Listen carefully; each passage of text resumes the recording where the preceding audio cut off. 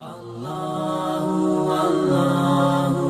الرجيم بسم الله الرحمن الرحيم يا أيها الناس اعبدوا ربكم الذي خلقكم والذين من قبلكم لعلكم تتقون صدق الله مولانا العظيم وبلغنا رسوله النبي الأمين الكريم وقال تعالى في شأن عظمة حبيبه الكريم إن الله وملائكته يصلون على النبي يا أيها الذين آمنوا صلوا عليه وسلموا تسليما اللهم صل على سيدنا محمد وعلى آله وصحبه افضل صلواتك وعدد معلوماتك وبارك وسلم۔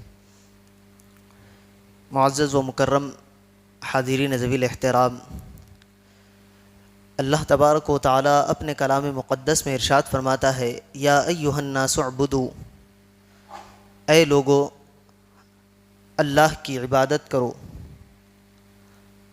اعبدوا ربکم، اس رب کی عبادت کرو، الذی خلقکم، جس رب نے تمہیں پیدا کیا، والذین من قبلکم، اور تم سے پہلے والوں کو جس نے پیدا کیا۔ اور اللہ تبارک و تعالی نے عبادت کا مقصود اور مطلوب بتلایا تو آگے ارشاد فرمایا کہ لعلکم تتقون، اس عبادت کے ذریعے تم متقی اور پرہیزگار بن جاؤ۔ ایک بات شروع ہی میں آپ ذہن میں ڈالیں کہ آپ کی اور میری عبادت سے اللہ تبارک و تعالیٰ کی نہ شان بڑھنے والی ہے، نہ اس کی عظمت میں اضافہ ہونے والا ہے۔ اللہ تبارک و تعالیٰ کی عظمت اور شان جو ازل سے ہے وہ ابد تک ہمیشہ رہنے والی ہے، اس کی عبادت کرنے نہ کرنے سے اس کی شان میں کوئی فرق آنے والا نہیں ہے۔ لیکن اللہ تبارک و تعالیٰ نے اس کے ذریعے بتلایا کہ لعلکم تتقون، تم متقی اور پرہیزگار بن جاؤ گے۔ ہماری بھلائی یہ ہے کہ ہم اللہ تبارک و تعالیٰ کی عبادت کریں اور اللہ کے بندوں میں اپنا شمار کرے۔ یاد رکھے اللہ تبارک و تعالیٰ نے جو دین متین ہے، اسلام کے احکامات اپنے پیارے حبیب صلی اللہ علیہ وسلم کے ذریعے امت تک پہنچا دیے کہ کیا چیزیں فرض ہے، کیا چیزیں نفل ہے، کیا چیزیں واجب ہے۔ یہ تمام چیزیں حبیب پاک صلی اللہ علیہ وسلم نے کھول کھول کر امت کو بتلا دی۔ اس میں سے کچھ چیزیں ایسی ہیں جو اگر ہم کریں گے تو ہمارے لیے فائدہ ہے، نہیں کریں گے تو ہمارا اس میں نقصان ہے، اور کچھ چیزیں ایسی ہیں کہ اگر ہم نہیں کریں گے تو کل میدان محشر میں ہمیں رب تبارک و تعالیٰ کے سامنے اس کا جواب دینا ہوگا۔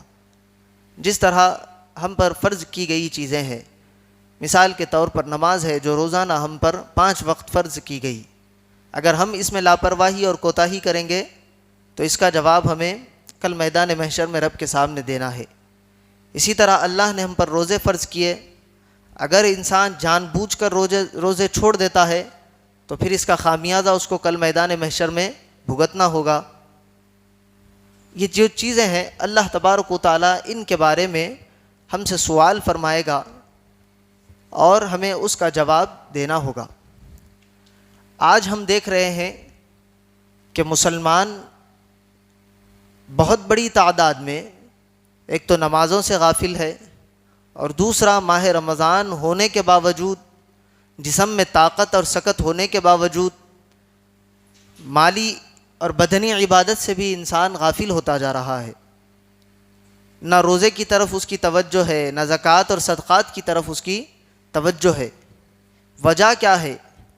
وجہ یہی ہے کہ ہمارے گناہوں کی سطح اتنی بڑھ گئی ہے، اس وجہ سے اللہ تبارک و تعالیٰ قرآن میں ارشاد فرماتا ہے کہ ان کے کانوں پر، ان کے دلوں پر ہم مہر لگا دیتے ہیں، ان کے گناہوں کی نحوست کی وجہ سے۔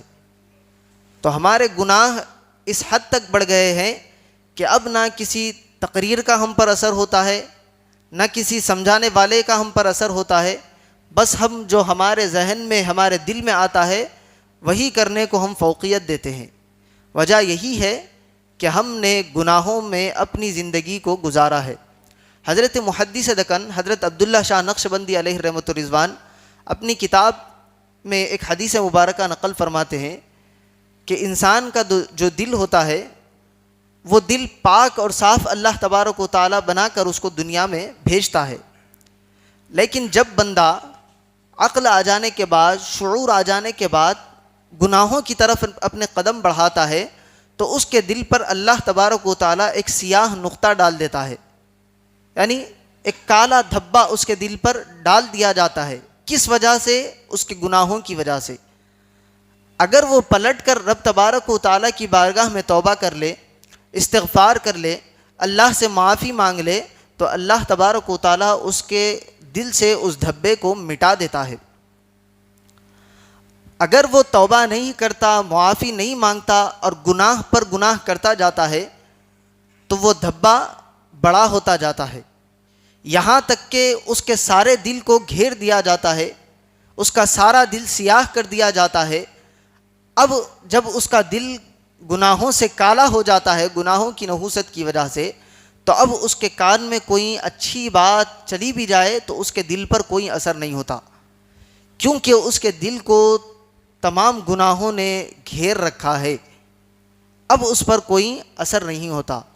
تو یہی وجہ ہے ہم آج جو دیکھ رہے ہیں حالات، آج جو ہم پریشانی کے، مشکلات کے شکار ہے، اس کی ایک اہم وجہ یہی ہے کہ ہم نے اپنے دلوں کو گناہوں کی نحوست سے کالا کر دیا ہے، اب ہم پر کوئی اور نصیحت اثر نہیں کر رہی ہے۔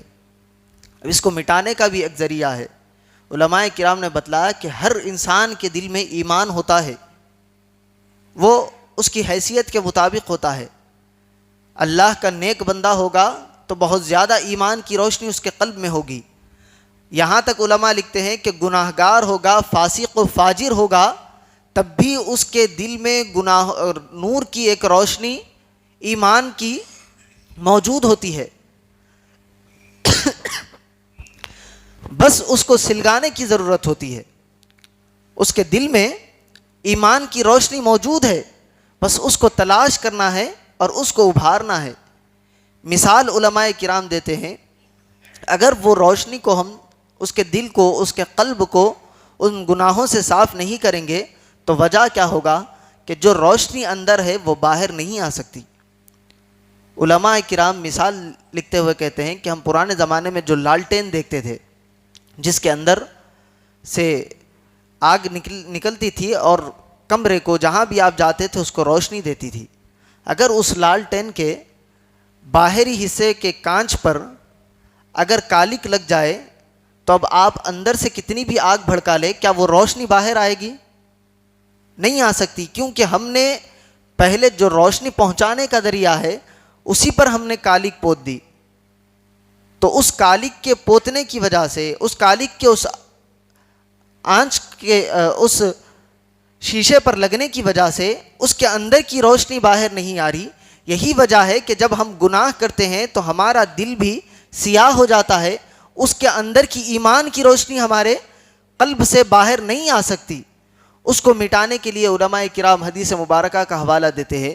روایت میں آتا ہے کہ ہر شے کی صفائی کا ایک آلہ ہے، جس طرح ہر کام کا ایک چیز ہوتی ہے، مائک آواز پہنچانے کا ایک آلہ ہے، گھڑی وقت دیکھنے کا ایک آلہ ہے، جس طرح ہر چیز کے لیے ایک چیز بنائی جاتی ہے، قلب کی صفائی کے لیے بھی اللہ تبارک و تعالیٰ نے ایک چیز بنائی ہے، اور وہ ہے اللہ تبارک و تعالیٰ کا ذکر۔ بندہ اللہ کا ذکر کرتا ہے، اللہ تبارک و تعالیٰ اس کے قلب کو صاف کر دیتا ہے۔ تو آج ہمیں ضرورت ہے کہ ہم اللہ کے ذکر کی کثرت کریں، اللہ تبارک و تعالیٰ کی بارگاہ میں ہم پہنچے، اللہ تبارک و تعالیٰ کو منائے، اللہ تبارک و تعالیٰ ہمارے سیاہ دل کو روشنی میں تبدیل فرمائے گا۔ اس کے بعد جو اندر سے اس کے نور کی کرنیں ہیں وہ پھوٹنے لگے گی، پھر اس کے بعد بندے کو عبادت کی لذت محسوس ہوگی۔ آج وجہ یہی ہے، اکثر ہم میں سے نماز نہیں پڑھتے، نماز پڑھتے بھی ہیں تو وہ کیفیت اور وہ لطف نہیں آتا۔ وجہ کیا ہے؟ ہم نے اپنے آپ کو گناہوں میں سمویا ہوا ہے، ہم گناہوں سے محبت کرنے والے ہیں، تب بھی ہم نماز پڑھتے بھی ہیں تو وہ لذت جو نماز کی ہے، جو مزہ اللہ کی عبادت کا ہے، وہ ہم کو حاصل نہیں ہوتا۔ ہم سمجھتے ہیں کہ صرف نماز پڑھ لینا کافی ہے، اپنے آپ کو گناہوں سے بچانا یہ سب سے بڑا کام ہے۔ ہم نماز بھی پڑھیں گے، اس کے بعد ہم 24 گھنٹے بیٹھ کر ٹی وی پر ننگا ناچ بھی دیکھیں گے، کیا اس سے ہمارے دل کے اندر وہ لذت آئے گی؟ نہیں آ سکتی۔ یہ گناہوں کی ایک وجہ یہ بھی ہے، ہم مسجد میں آئیں گے، متقی اور پرہیزگار بنیں گے، لیکن باہر جا کر جب چبوتروں پر بیٹھیں گے تو غیر محرموں پر ہماری نظریں جائیں گی. ہمارا حال یہ ہے کہ جب ہم منہ کھولتے ہیں گالی کے سوا بات نہیں کرتے. الا ماشاء اللہ بہت کم ایسے لوگ ہیں جن کے اندر تمیز، تہذیب، اخلاق باقی رہ گئے ہیں، ورنہ اکثر کی یہی حالت ہے. جب منہ کھولیں گے بات کریں گے، گالی دیں گے. اب آپ بتائیں اس زبان سے، جس زبان سے آپ گالی کا استعمال کر رہے ہیں، اب اس زبان سے آپ اللہ کا ذکر کریں گے تو کیا اس میں لذت اور حلاوت آئے گی؟ نہیں آ سکتی. ہمیں اب پہلے اپنے آپ کو پاک کرنا چاہیے، ہماری زبانیں پاک ہو، اس کے بعد جب ہم اللہ کا نام لیں گے تو جو مٹھاس، جو لذت اللہ کے نام میں ہے وہ ہمیں محسوس ہوگی، اس کا مزہ ہمیں آئے گا، اس کے فوائد، اس کے ثمرات ہم کو اپنی زندگی میں محسوس ہوں گے. مگر ہم یہ ڈوغلا پن جسے کہتے ہیں، ہپوکریسی، یہ بھی کریں گے وہ بھی کریں گے تو نہ دنیا کا فائدہ ہمیں حاصل ہوگا، نہ ہمیں آخرت کا کچھ فائدہ حاصل ہونے والا ہے. اللہ تبارک و تعالی ہم کو پیغام دے رہا ہے کہ یا ایھا الناس اعبدوا ربکم الذی خلقکم، اے لوگو اس رب کی عبادت کرو جس نے تمہیں پیدا کیا ہے، والذین من قبلکم، جس نے تم سے پہلے کے لوگوں کو پیدا کیا ہے، لعلکم تتقون، تاکہ تم پرہیزگار بن جاؤ، تاکہ تم متقی بن جاؤ. یہ دنیا جتنی ہے تمام اللہ کے بندے ہیں، لیکن اللہ نے کچھ لوگوں کو اپنا بندہ کہہ کر قرآن میں مخاطب کیا. ان کی صفات اللہ نے بتلائی. وہ کیا ہے؟ والذین یبیتون لربہم سجدا وقیاما، اپنے رب کی بارگاہ میں وہ لوگ ہمیشہ پڑے رہتے ہیں. کس طرح؟ اپنی جبینوں کو جھکائے ہوئے سجدے میں، حالت قیام میں اپنے رب کو منانے کے لیے کھڑے رہتے ہیں. یہ اللہ نے اپنے بندوں کی مثال بیان فرمائی کہ وہ ہماری بارگاہ میں پڑے ہوئے رہتے ہیں. کس طرح؟ جو ہماری بارگاہ میں اپنی راتوں کو گزارتے ہیں سجدہ کرتے ہوئے، قیام کرتے ہوئے. یہ اللہ نے اس کے بندوں کی صفات بیان کی ہے. کیا ہم اس کے بندوں کے اندر شامل ہیں؟ ہمیں غور کرنا چاہیے. کیا ہم اپنی راتوں کو اللہ کی عبادت سے معمور کر رہے ہیں؟ ہمیں دیکھنا چاہیے. ہمیں 5 وقت کی نماز پڑھنے میں ہی بڑا بوجھ نظر آتا ہے، اس کے بعد ہم رات کی نماز کے لیے کہاں وقت نکالیں گے؟ ہم نے گزشتہ چند دن پہلے ایک ویڈیو دیکھی جو سوشل میڈیا پر بڑی وائرل ہوئی. ہمارے قریب کی مسجد، زیادہ دور نہیں، 2-3 کلومیٹر دور کی وہ مسجد ہے جس میں وہاں کا امام اکیلا ٹہر کر نماز تراویح پڑھ رہا ہے. یہ حالت ہماری قوم کی آ گئی. کہاں گئی ہماری غیرت؟ اور ہم اس ویڈیو کو بغور سماعت کریں گے تو اس میں سے پیچھے سے اتنی گاڑیوں کی آوازیں آ رہی ہے جس کو ہم بیان نہیں کر سکتے. مسلمانوں کا محلہ ہے، مسلمانوں کی آبادی ہے، اس مسجد کے باہر مسلمانوں کی ہوٹلیں ہیں. ہم اگر دورہ کریں تو ہوٹلیں بھری پڑی ہے، لیکن خالی ہے تو ہماری مسجدیں خالی ہے. پھر ہم کہیں گے کہ مسلمان پریشان حال ہو رہا ہے، مسلمانوں کے مکانات کو توڑا جا رہا ہے، مسلمانوں پر ظلم کیا جا رہا ہے، مسلمانوں کو اس زمین سے مٹانے کی سازش کی جا رہی ہے. کیوں اللہ کی مدد نہیں آتی؟ وہ دن یاد کرے، آج کا دن 20 رمضان کا فتح مکہ کا دن ہے. مسلمان پریشانی میں آتا ہے تو وہ اللہ کی بارگاہ میں جھکتا ہے. اللہ تبارک و تعالیٰ اس کے لیے آسانیاں فراہم کرتا ہے. اللہ نے ہم سے قرآن میں وعدہ کیا ان مع العسر یسرا، بے شک ہر پریشانی کے بعد آسانی ہے. لیکن ہمارے لیے کیا حکم ہے کہ ہم ثابت قدم رہے، اس کی بارگاہ میں اپنے آپ کو پہنچائے، اس کے ذکر کو بلند کرے، اس کے بعد اللہ کی ذات سے امید رکھے. اللہ تبارک و تعالیٰ وقت کو بدل دیتا ہے، حالات کو بدل دیتا ہے. ہم چاہتے ہی نہیں ہے کہ ہمارے حالات بدلے، ہم چاہتے ہی نہیں ہے کہ ہمارے حالات سدھرے. ہم جس طرح زندگی گزر رہی ہے گزار رہے ہیں. اس طرح اگر ہم زندگی گزاریں گے تو چلنے والا نہیں ہے. آگے حالات اور خراب ہونے کا خدشہ ہے. آج ہم دیکھ رہے ہیں جگہ جگہ مسلمانوں کو مارا جا رہا ہے، پیٹا جا رہا ہے، ان کے مال چھینے جا رہے ہیں، ان کی دکانوں کو، ان کے مکانوں کو جلایا جا رہا ہے، توڑا جا رہا ہے. شرارت کرنے والے شرارت کر رہے ہیں لیکن مسلمان نظریں نہیں اٹھا سک رہا. وجہ کیا ہے؟ اور وہیں فلسطین کے مسلمانوں کو آپ دیکھیں، ان پر بھی ظلم ہو رہا ہے، ستم ہو رہا ہے، لیکن وہ وہاں کی فوج سے آنکھ ملا کر لڑنا جانتے ہیں، وہ اپنے حق کے لیے آواز کو اٹھانا جانتے ہیں۔ کیوں؟ کیونکہ ان کے دلوں میں اللہ کی محبت ہے، ان کے پاس جذبہ ہے، ان کے پاس ایمان کی قوت ہے، وہ ہمارے پاس نہیں ہے۔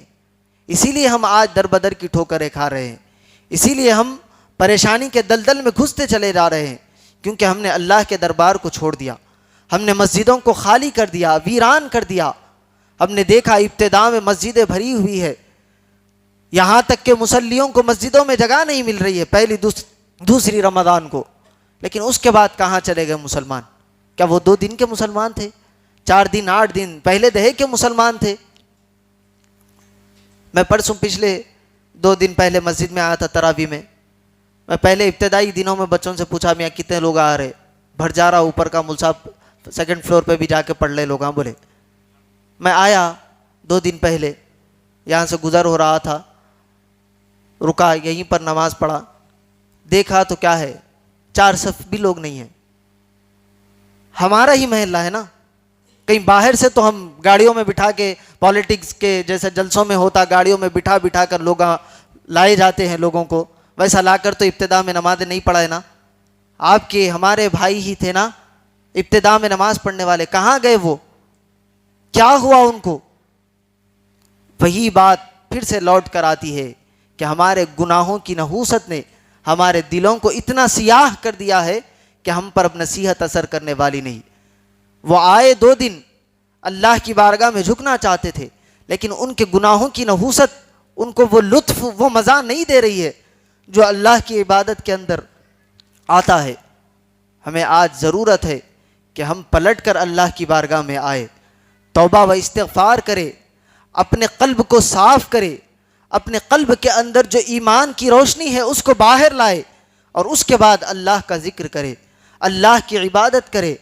پھر دیکھے کہ کیسی لذت نماز کے اندر آتی ہے، کیسا سکون ہم کو نماز میں ملتا ہے۔ آج ہم 5 منٹ زیادہ مسجد میں بیٹھنے کے لیے تیار نہیں ہے۔ وجہ کیا ہے؟ پچھلے رمضان کے آغاز سے پہلے کہا گیا کہ مول صاحب جمعہ کی نماز میں 5-10 منٹ آگے ہو جا رہے، وقت کو آپ ٹائم پر کرنے کی کوشش کریں۔ ہم 5 منٹ جمعہ کے دن دینے کے لیے تیار نہیں ہے۔ اس کے بعد سے میرا دل ہی نہیں ہے کہ میں بیان کروں مسجد میں آ کر۔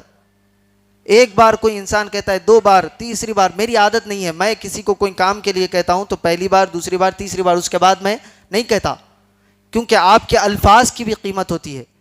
حدیث مبارکہ میں ہے کہ انسان کم کھائے، کم سوئے، کم بولے، یہ عادت اپنی بنائے۔ بار بار بول کے کسی کے پیچھے پڑنے سے کوئی کام ہونے والا نہیں ہے۔ تو میں جب سنتا بھی ہوں، اگر کوئی غلط کام بھی ہو رہا ہے تو 1 بار، 2 بار، تیسری بار، اس کے بعد سننا بھی میں برخاست کر دیتا ہوں۔ تو بار بار یہ بتلایا جا رہا ہے کہ ہم جمعہ کی نماز میں 5 منٹ 10 منٹ آگے چلے جا رہے ہیں۔ تو یہ حالت ہماری ہو گئی ہے کہ ہم 8 دن میں 1 بار مسجد کو آتے ہیں، اور اس میں بھی ہم 5 منٹ زیادہ دینے کے لیے تیار نہیں ہیں۔ میری شکایت ان حضرات سے نہیں ہے جو پہلے آتے ہیں، پہلے آنے والے حضرات میں سے بارہا کہے ہیں کہ امام صاحب تھوڑا اور بیان کرے، لیکن ہم وقت کی تنگی کو محسوس کرتے ہیں۔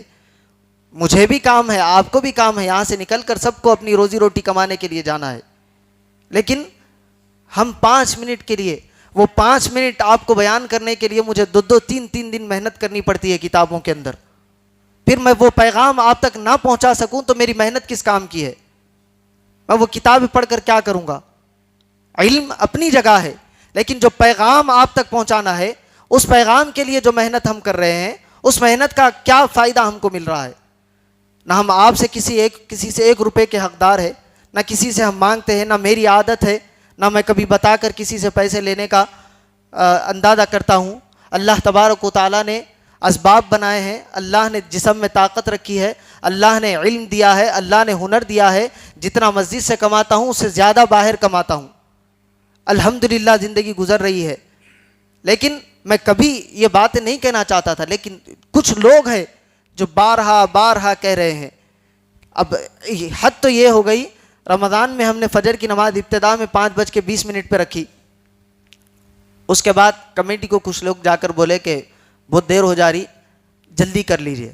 اس کے بعد ہم 5 منٹ اور کم کرے۔ اس کے بعد بھی لوگ میرے کو آ کے مل کر کہہ رہے کہ مول صاحب وہ اتنی دیر میں ہمارے کو نیند لگ جا رہی، 5 بجے نماز پڑھ لیں گے۔ کہاں سے آتے ہیں ہم کو معلوم ہی نہیں ہے کہ فجر کا وقت کب شروع ہوتا ہے کب ختم ہوتا ہے، اور ہم مسلمان کہلا رہے ہیں. کہاں جا رہے ہیں؟ اب فی الوقت فجر کی نماز پڑھنے کا وقت 5:40 5:35 ہے، ہم اس کو گھٹا کر 5:15 تک لے کے آئے. کیوں لائے؟ ہمیں خود احساس ہے کہ کھانا کھانے کے بعد انسان کو نیند آتی ہے، اور ہم میں سے اکثر ایسے ہیں جو رات بھر بیکاری میں جاگتے ہیں.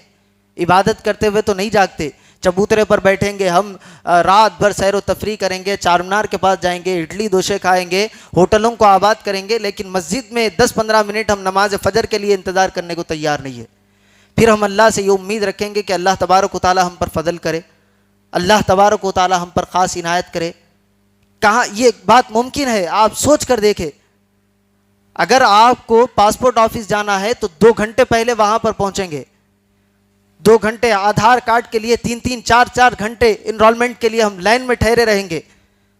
کسی دفتر میں پالیٹکس کے آفس میں جانا ہے، وہاں جا کر گھنٹوں بیٹھیں گے، لیکن نماز مسجد کے لیے مسجد میں آ کر ہم 5 منٹ دینے کے لیے تیار نہیں ہے. اگر آپ اپنی زندگی کا محاسبہ کریں، اگر اللہ نے کسی کو 60 سال کی زندگی، آج کل اتنی زندگی ہے، اس سے زیادہ بہت کم لوگ ایسے ہیں جو 60 سال کراس کر رہے ہیں، لیکن 40-50 سال زیادہ سے زیادہ 60 سال کی زندگی اب ہو گئی ہے. اگر انسان اپنا محاسبہ کرے، اندازہ لگائے، تو 60 سال اگر روزانہ وہ 8 گھنٹے سوتا ہے تو وہ 20 سال سونے میں گزار رہا ہے.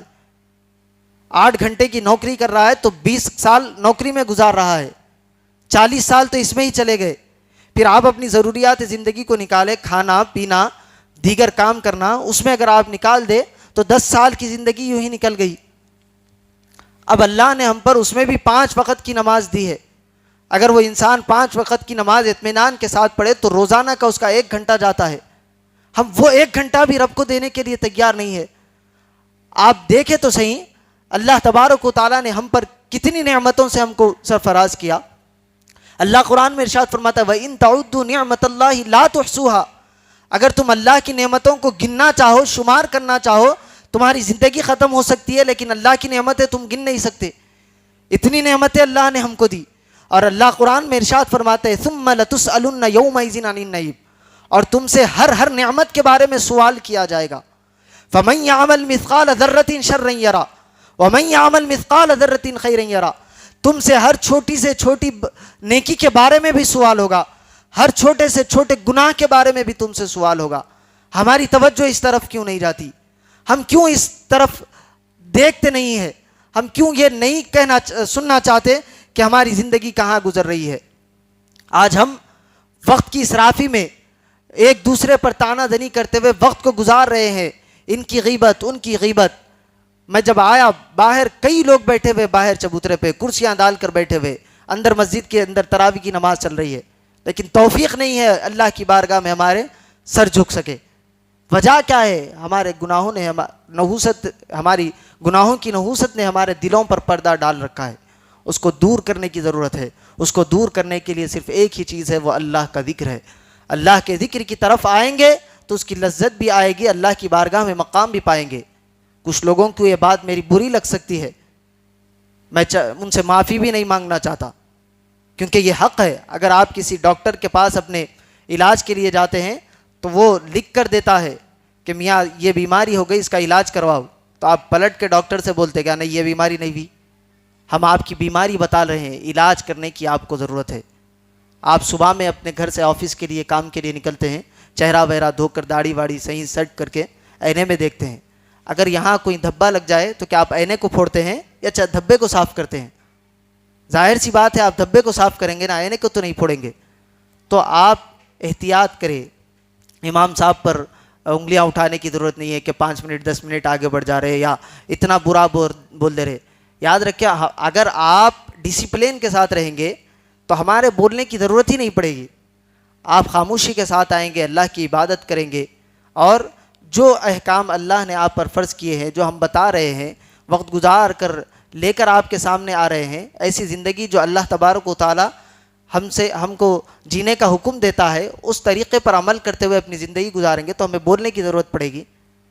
آج کتنے ایسے ہیں جو نمازیں پڑھتے ہیں، نماز کے بعد آ کر مسئلے پوچھتے ہیں، بالکل بیسک مسئلے جو اگر میں کہوں کہ ہمارے پاس ابتدائی پہلے 2-3 سال میں وہ بچوں کو پڑھائے جاتے ہیں، ویسے مسئلے بھی ہمارے بڑے بڑے بوڑھے لوگوں کو نہیں معلوم، تو پھر ہمیں شرم آنی چاہیے کہ نہیں آنی چاہیے؟ ہماری زندگی کس طرح گزر رہی ہے، ہمیں دیکھنا چاہیے کہ نہیں دیکھنا چاہیے؟ باتیں کڑوی ہے، بری لگ سکتی ہے، لیکن اپنا محاسبہ کرنے کی ضرورت ہے، اپنے آپ کو اللہ کی طرف لوٹانے کی ضرورت ہے۔ اگر ہم اللہ کی طرف اپنے آپ کو لا لیں گے، یقیناً اللہ تبارک و تعالی ہمارے احوال کو پلٹ دے گا۔ آج جو دشمن ہم پر حملہ کر رہے ہیں، جو دشمن ہم پر دباؤ ڈال رہے ہیں، یہ بھی ہمارے گناہوں کی نحوست ہے۔ ہم اپنے آپ کو گناہوں سے پاک کر لیں گے۔ اللہ تبارک و تعالی فرماتا ہے کہ مومن کی فراست سے بھی لوگ ڈرتے ہیں، کیونکہ مومن اللہ کے دیے ہوئے نور سے، اس کے ایمان کے نور سے سوچتا ہے۔ تو ہمارے پاس ایسے نمونے اسلاف کے موجود ہے، لیکن ہم اس کو آزمانا نہیں چاہتے۔ ہم اگر اللہ کی بارگاہ میں پہنچ جائیں گے تو پھر اللہ تبارک و تعالی ہمیں استقامت عطا فرمائے گا۔ اللہ تبارک و تعالی ہمیں دشمن کے سامنے، جبری قوتوں کے سامنے کھڑے ہونے کی قوت عطا فرمائے گا۔ ہم نہیں کھڑے ہو سکتے اس حال میں، کیوں؟ کیونکہ نہ ہمارا ایمان اور یقین اتنا مضبوط ہے کہ ہم کھڑے ہو سکیں۔ اپنے ایمان کو مضبوط کرنے کی ضرورت ہے، اپنے آپ کو اللہ کی بارگاہ میں پہنچانے کی ضرورت ہے، اپنے آپ کو مسجدوں سے جوڑنے کی آج ضرورت ہے، اپنے آپ کو سنبھالنے کا وقت ہے۔ اگر آج ہم اپنے آپ کو نہیں سنبھالیں گے، کل ہماری نسلیں ہم پر روئیں گی اور پوچھنے والا ان کو نہیں ہوگا۔ اپنے آپ کو مسجد سے جوڑے، اپنی اولادوں کو مسجد سے جوڑے، اپنے بچوں کو مسجد میں لے کر آئے۔ یقیناً بچے شرارت کرتے ہیں مسجد میں، آپ بھی شرارت کیے، میں بھی شرارت کر کے بڑا ہوا، کوئی ایسا نہیں ہے کہ جو مسجد میں آیا اور شرارت نہ کیا ہو۔ بچے یہ ہمارا مستقبل ہے، ان کو مسجدوں سے جوڑے، ان کو بتائے یہ اللہ کا گھر ہے، یہاں اللہ کی بارگاہ میں اپنے آپ کو جھکانا ہے، اور جب ہم اپنے آپ کو جھکائیں گے اللہ تبارک و تعالی ہمیں بلند فرمائے گا۔ یہ یقین ان بچوں کو دلائے، اپنے بچوں کو مسجدوں سے وابستہ کرے، ان کے دلوں میں اللہ کی محبت پیدا کرے، اللہ کا خوف ان کے دلوں میں پیدا کرے، تب جا کر ایک نئی نسل کو ہم قائم کر سکتے ہیں۔ اور بچوں کو دیندار بنانے کا سب سے پہلا معاملہ یہ ہے کہ خود دیندار بنے۔